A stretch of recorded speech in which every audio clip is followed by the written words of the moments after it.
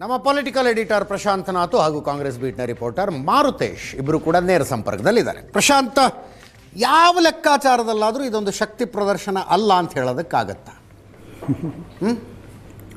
ಅದಿತ್ತು ನೋಡಿ, ರಾಜಕಾರಣದಲ್ಲಿ ಎಲ್ಲವೂ ಕೂಡ ಮುಗುಮ್ಮಾಗಿ ನೀವು ಬಾಯಿ ಮಾತಿನ ಹೇಳಿಕೆಗಳ ಮೂಲಕ ಹೇಳಬೇಕು ಅಂತಿಲ್ಲ. Politics is always art of perception also.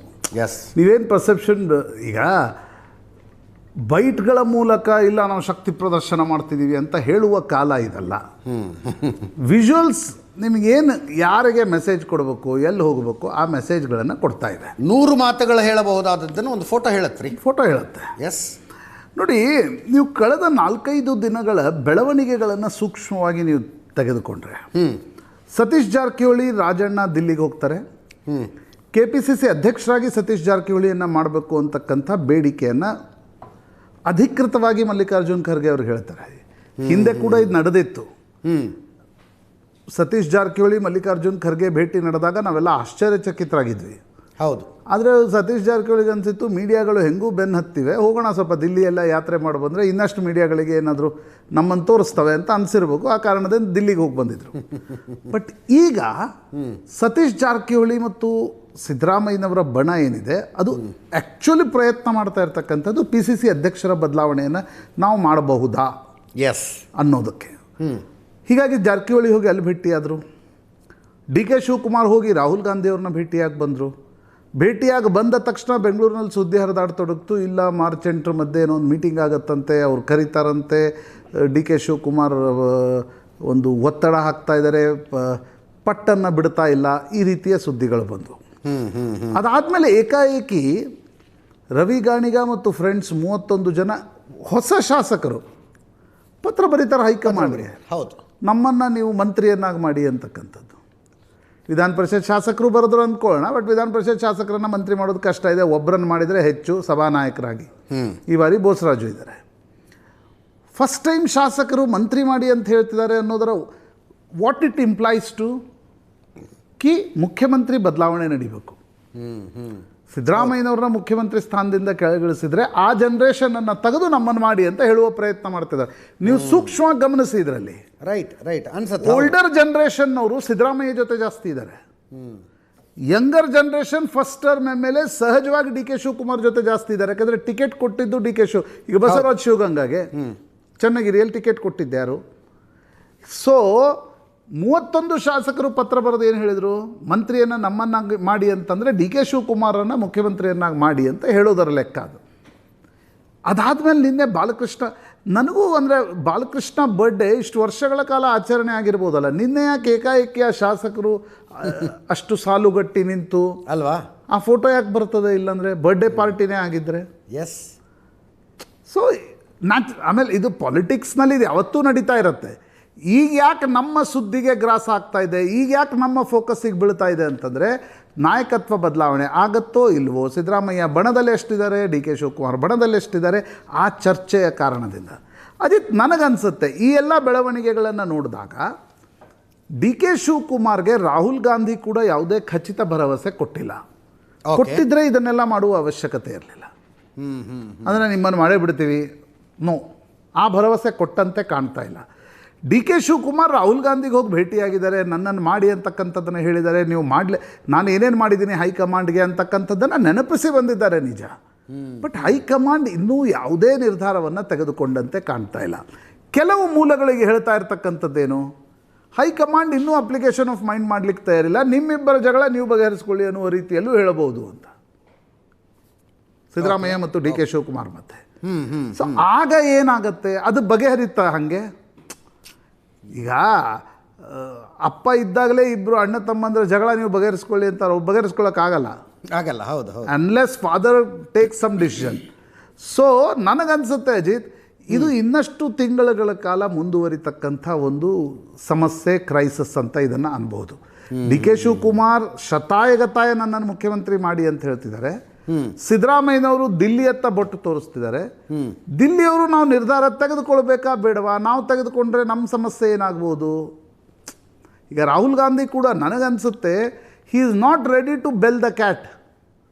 ಬೆಕ್ಕಿನ ಅಂದರೆ ಪಾಲಿಟಿಕಲಿ ಆ ಶಬ್ದ ಅಂತ ಹೇಳ್ತಿಲ್ಲ ನಾನು, ಬೆಕ್ಕಿಗೆ ಗಂಟೆ ಕಟ್ಟುವುದಕ್ಕೆ ಅವ್ರು ತಯಾರಿಲ್ಲ.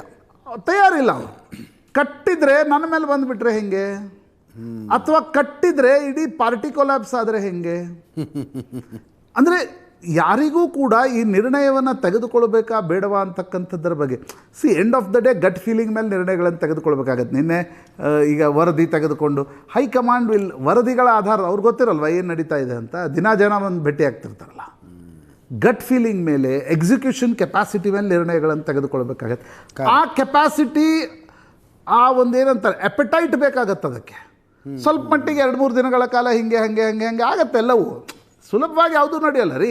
ಸಿದ್ದರಾಮಯ್ಯನವರಂಥ ಒಬ್ಬ 30-35 ವರ್ಷ ಈ ರಾಜ್ಯದಲ್ಲಿ ಮುಂಚೂಣಿಯಲ್ಲಿರ್ತಕ್ಕಂಥ ನಾಯಕನನ್ನು ತೆಗೆದು ಡಿ ಕೆ ಶಿವಕುಮಾರ್ನ ಕೂರಿಸ್ಬೇಕಂದ್ರೆ, OBC ಲೀಡರ್ಶಿಪ್ಪನ್ನು ತೆಗೆದು ಒಕ್ಕಲಿಗರನ್ನು ಕಾಂಗ್ರೆಸ್ನಲ್ಲಿ ಕೂಡಿಸ್ಬೇಕು ಅಂತಂದರೆ it needs N apatite also.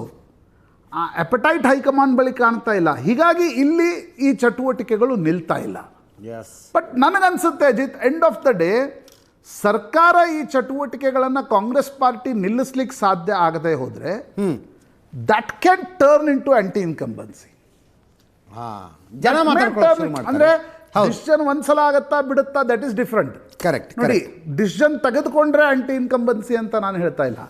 But decision ಆಗದೆ ಅದು ಡಿಲೇ ಆಗ್ತಾ ಎರಡೂ ಬಣಗಳು ತಮ್ಮ ಶಕ್ತಿ ಪ್ರದರ್ಶನ, ಮಾಧ್ಯಮದ ಪೋಸ್ಚರಿಂಗು ಇದರಲ್ಲೇ ತೊಡಗಿದ್ರೆ that may turn into anti incumbency. ಯಾಕೆ ಈ ವಿಷಯವನ್ನು ನಾನು ಹೇಳ್ತಿದ್ದೀನಿ ಅಂದರೆ, ಯಾವಾಗ ಪಾರ್ಟಿಯಲ್ಲಿ ಒಳ ಜಗಳಗಳು ನಡೆದಿವೆ, ಹೌದು, ಅವಾಗೆಲ್ಲ ಆಡಳಿತ ವಿರೋಧಿ ಸೆಟ್ಟಿನ್ ಆಗಿದೆ. ನೀವು 83ರ ಚುನಾವಣೆ ತೆಗೆದುಕೊಳ್ಳಿ, 78ರಿಂದ 83ರವರೆಗೆ ಏನಾಯಿತು. ದೆನ್ ಅಗೇನ್ ಜನತಾದಳದಲ್ಲಿ 83, 85ರಿಂದ 88ರವರೆಗೆ ಏನಾಯಿತು. 89ರಿಂದ 94ರವರೆಗೆ ಕಾಂಗ್ರೆಸ್ನಲ್ಲಿ ಏನಾಯಿತು. ಅದಾದ್ಮೇಲೆ ನೀವು 94 to 99 ಪಟೇಲ್ರು, ಹೆಗ್ಡೆ, ದೇವೇಗೌಡರು, ಸಿದ್ದರಾಮಯ್ಯ ಅವರ ನಡುವೆ ಏನೇನು ಮ್ಯೂಸಿಕಲ್ ಚೇರ್ ನಡೀತು. ಅದಾದ್ಮೇಲೆ ಅಗೇನ್ ನೀವು 2008 to 13 BJP, 19 to 23 BJP. ನೀವು ಇದನ್ನ ಸೂಕ್ಷ್ಮವಾಗಿ ಅಧ್ಯಯನ ಮಾಡಿದ್ರೆ ಪಾರ್ಟಿಯ ಒಳ ಜಗಳ ಒಂದು ನಿಮ್ಮ ವೋಟ್ ಬೇಸನ್ನು ಡಿವೈಡ್ ಮಾಡುತ್ತೆ. ಸೊ ಆಂಟಿ ಇನ್ಕಂಬನ್ಸಿ ಅದನ್ನು ತಿನ್ಲಿಕ್ಕೆ ತುಂಬ ಈಸಿಲಿ ಆಗುತ್ತೆ. ಸರ್ಕಾರ ಹೆಂಗೆ ನಡೆಸಿದಿರಿ ಅನ್ನೋದು ಇಂಪಾರ್ಟೆಂಟ್ ಆಗಲ್ಲ ಅನೇಕ ಬಾರಿ. ಕರೆಕ್ಟ್, ಹೌದು, ಬಡದಾಡ್ಕೊಂಡ್ರಿ ಇವರು ಅನ್ನೋದಷ್ಟೇ ಜನರ ತಲೆಯಲ್ಲಿ ಉಳಿಯೋದು. ಪ್ರಾಯಶಃ ನನಗನ್ಸುತ್ತೆ ಹೈಕಮಾಂಡ್ಗೆ ಏನು ಅನಿಸ್ತಿದೆ, ನಾವ್ಯಾಕೆ ನಿರ್ಧಾರ ತೆಗೆದುಕೊಳ್ಬೇಕು, ನಡೀಲಿ ಬಿಡು ಅಂತ. ಬಟ್ ನೀವು ಅದು ಏನು ನಿರ್ಣಯ ಆ ಕಡೆ ಅವ್ರು ಈ ಕಡೆ ನೀವು ಸರಿಯಾಗಿ ತೆಗೆದುಕೊಳ್ಳದೆ, ಅಥವಾ ಈ ಚಟುವಟಿಕೆಗಳನ್ನು ನಿಯಂತ್ರಿಸಲಿಕ್ಕೆ ಹೈಕಮಾಂಡ್ಗೆ ಸಾಧ್ಯ ಆಗದೆ ಹೋದರೆ, ನೀವು ನಾಳೆ ಏನೇ ಮಾಡಿದರೂ ಕೂಡ ಕೋರ್ಸ್ ಕರೆಕ್ಷನ್ ಆಗ್ಲಿಕ್ಕೆ ಸಾಧ್ಯ ಆಗಲ್ಲ. Yes that's what my assessment. Correct. Maruthesh, Siddaramaiah ಬಣದ ಶಾಸಕರುಗಳು ಆಸ್ಟ್ರೇಲಿಯಾ, ನ್ಯೂಜಿಲೆಂಡ್ಗೆ ಹೋಗಿದ್ದರ ಪ್ರತಿಯಾಗಿ ನಡೆದಂಥ ಪಾರ್ಟಿನ ಇದು?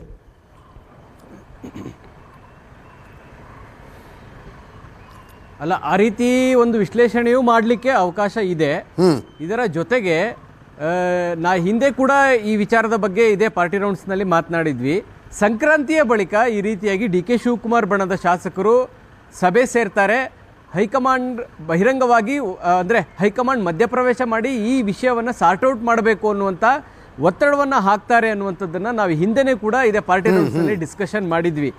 ಅದೇ ರೀತಿಯಾದಂಥ ಬೆಳವಣಿಗೆಗಳು ಕೂಡ ಈಗ ನಡೀತಾ ಇದ್ದಾವೆ. ಬಹುಶಃ ಇದರ ಮುಂದಿನ ಹೆಜ್ಜೆ ಅಧಿವೇಶನದ ಸಂದರ್ಭದಲ್ಲಿ ಒಂದಷ್ಟು ಶಾಸಕರ ತಂಡ ದೆಹಲಿ ಪ್ರವಾಸವನ್ನು ಅಧಿವೇಶನದ ಸಂದರ್ಭದಲ್ಲಿಯೇ ಮಾಡುವಂತಹ ಚರ್ಚೆಗಳು ಕೂಡ ನಿನ್ನೆಯ ಸಭೆಯಲ್ಲಿ ನಡೆದಿದ್ದಾವೆ. ಈ ಸಭೆ ಆರ್ಗನೈಸ್ ಆಗಿದ್ದು ನಮ್ಮ ನೆಕ್ಸ್ಟ್ ಸ್ಟೋರಿನೇ ಅದು. ಒಂದ್ಸಲ ಫುಲ್ ಬ್ರೇಕಿಂಗ್ ತಗೊಂಡ್ಬೇಡ.